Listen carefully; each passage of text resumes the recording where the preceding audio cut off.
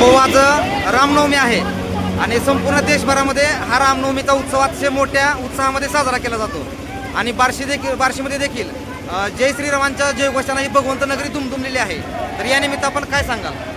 निश्चितपणानं बार्शीला एक फार पौराणिक महत्त्व आहे की आपले मूळ विष्णूचा जे दशावतार आहेत तर मूळ अवतार हा बार्शीमध्ये तो भगवंताच्या रूपाने आणि ते सगळे दशावतारामध्ये प्रभू रामचंद्रांचा पण अवतार या ठिकाणी आपण विष्णू देवांच्या माध्यमातून आपण पाहतो, श्रीकृष्णाच्या माध्यमातून किंवा सगळे दशावतार.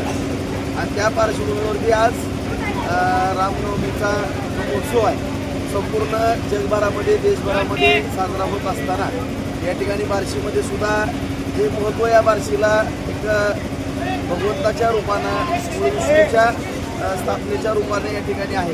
निश्चितपणानं तेच दशावताराचा एक अवतार रामाचा अवतार या ठिकाणी मानते. रामनवमीच्या निमित्तानं मी सर्वांना या ठिकाणी हार्दिक शुभेच्छा देतो.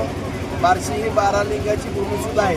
अशी एक फार मोठी एक आपल्या देवदेवतांची एक पार्श्वभूमी असलेला हा तालुका आहे. यामध्ये बरेच जुने पुरावे पण या ठिकाणी आपल्याला या ठिकाणी दिसतात. भगवंत मंदिर दिसतात, राम मंदिर आहे, रुद्रेश्वरांचं मंदिर आहे, सगळे 12 लिंग आहेत. तिथं तीर्थ आहे.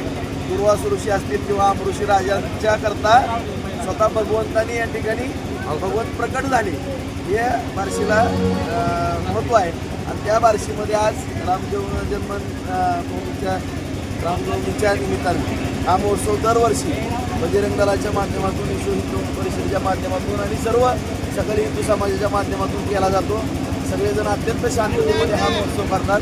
या महोत्सवाला माझ्या वतीनं हार्दिक शुभेच्छा. जय श्रीराम.